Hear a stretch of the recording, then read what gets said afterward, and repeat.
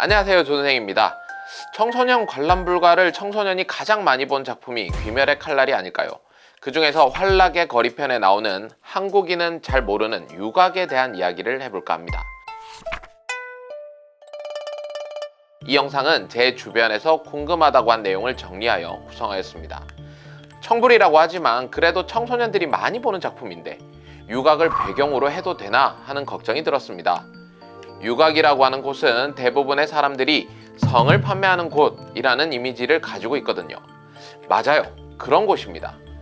유곽은 사전적인 의미로는 도랑이나 울타리로 둘러친 곳에 연주나 공연 그리고 성적인 서비스를 하는 유녀들이 있었던 곳입니다. 근데 그런 단순한 행위만을 하는 곳은 아니에요.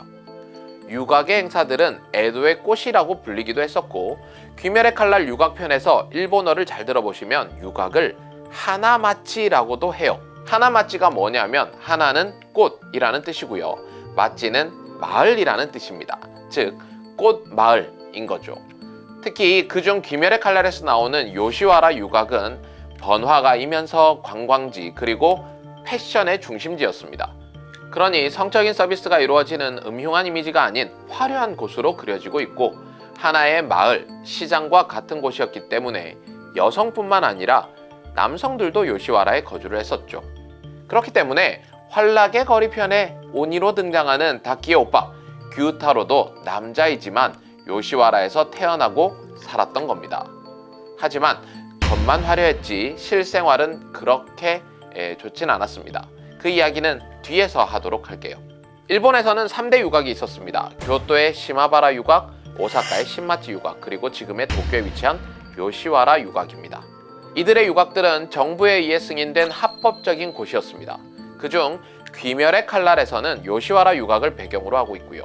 오늘 영상도 쭉 요시와라 유곽을 중심으로 이야기할 거예요. 다만 요시와라 유곽은 에도 시대가 그 전성기였던 반면 귀멸의 칼날에서는 1920년 전후의 다이쇼 시대를 배경으로 하고 있습니다. 그래서 시대적 고증에 문제가 있다는 의견도 있습니다. 하지만 어디까지나 애니메이션이니까 고증의 의미는 별로 필요 없다고 생각합니다. 요시와라 유곽이 만들어진 배경은 에도의 건국과 관계가 있습니다. 에도 시대에 들어서면서 지금의 도쿄를 중심으로 대대적인 도시 건설이 시작됩니다. 그 과정에서 건물을 짓는 사람, 도로를 만드는 사람, 화물을 옮기는 사람 등 주로 힘을 쓰는 남성들이 몰리게 되죠. 이른바 남초 현상이 일어났던 겁니다. 그러다 보니 그 사람들을 대상으로 하는 서비스들도 우후죽순 등장하게 됩니다. 대표적으로 성적인 서비스를 하는 기로라는 것이 등장하게 되죠.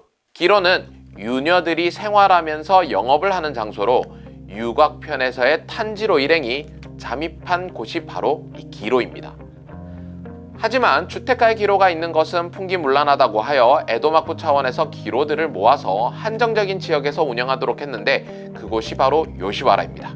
환락의 거리 2편에서는 유곽의 모습이 잘 나타납니다. 유곽의 대문으로부터 시작되는 메인 스트리트를 나가노마치라고 하고, 이 길을 중심으로 양쪽에 기로가 쭉 들어서 있죠.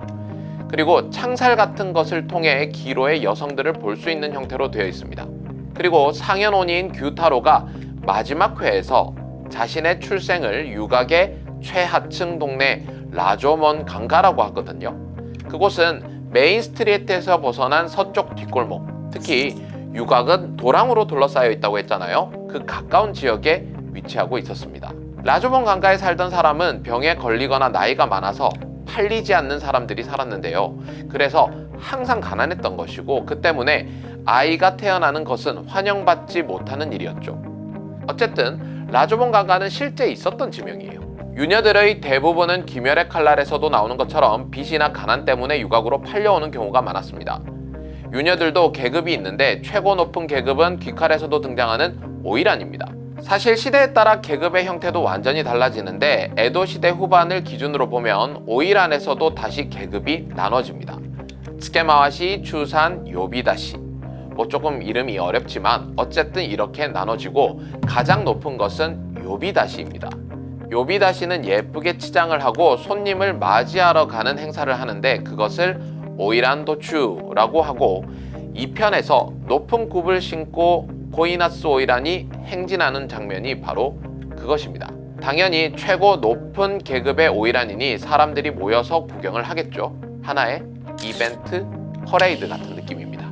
유곽의 계층은 앞서 말했다시피 시대와 지역에 따라서 완전히 달라지지만 에도 시대 말기를 기준으로 하면 오이란이 되기 전에는 신조 카무로라는 계층이 있었습니다.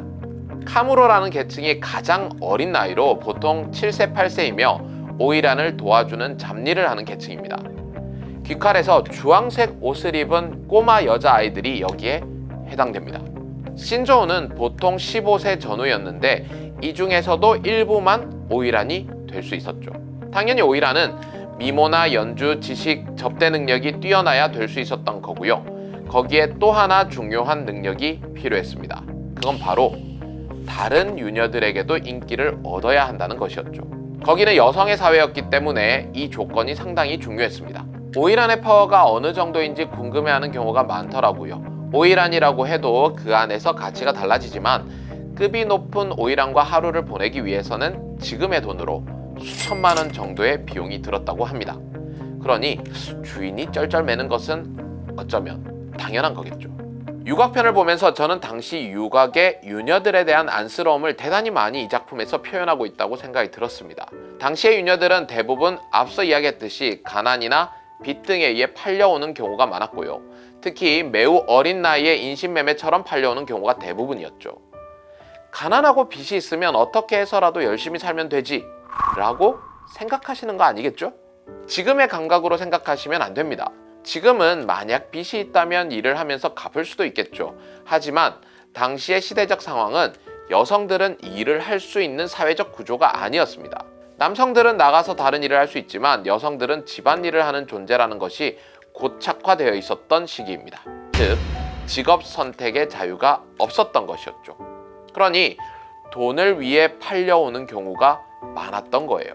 7, 8세 카무로에서 시작하여 보통 유녀로서의 생명이 끝나는 28세 정도까지 유곽에 갇혀 생활을 하게 되죠.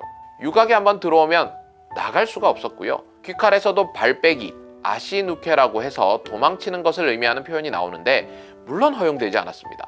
도망치다가 붙잡힌 유녀들은 심각한 고문을 당했죠.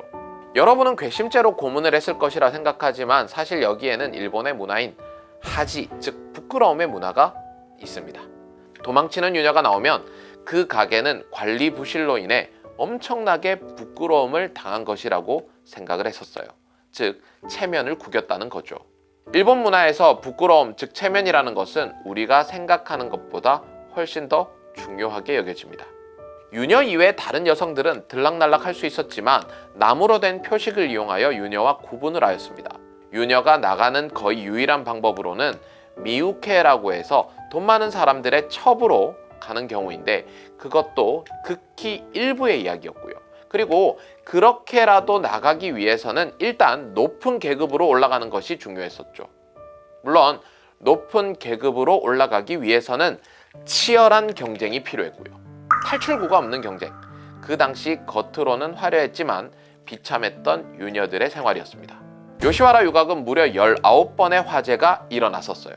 대부분이 유녀들에 의한 방화였습니다. 불을 낸 이유는 이야기를 안 해도 대충 알 것 같죠? 유녀 생활이 끝났다고 하더라도 일상적인 생활은 쉽지 않았습니다. 유곽에서 계속 생활을 했던 탓에 밖으로 나가서 생활을 하기도 쉽지 않았죠. 어릴 때부터 팔려왔기 때문에 고향도 없고요. 즉 생계가 쉽지 않아 공인되지 않은 곳에서 성과 관련된 일을 하는 경우가 많았습니다. 당시 유곽에서는 지금처럼 의료 지식이 없었기 때문에 성병도 많이 퍼졌습니다. 귀멸의 칼날에서도 성병이 나오죠. 눈치 못 채셨다고요? 바로 와라비 히메, 즉 다키의 인간 일대의 이름입니다. 마지막 부분에서 이름이 등장하죠. 바로 우메였습니다.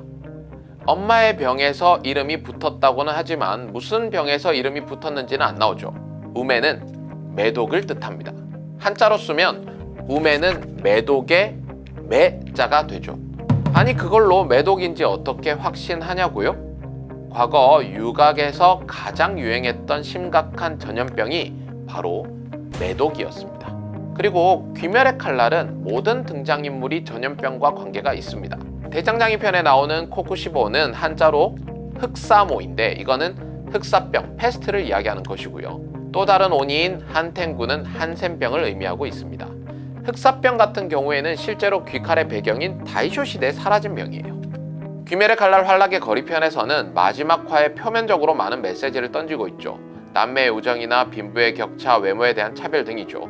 하지만 진짜 메시지는 유곽이라는 특수한 장소를 통해서 그 시대의 유녀의 삶을 투영하고 있습니다. 이런 내용을 알고 보면 또 다른 관점에서 다시 즐길 수 있지 않을까 생각이 듭니다. 오늘 내용은 여기까지입니다. 저는 조선생이었습니다. 구독, 좋아요, 알람 설정 부탁드립니다.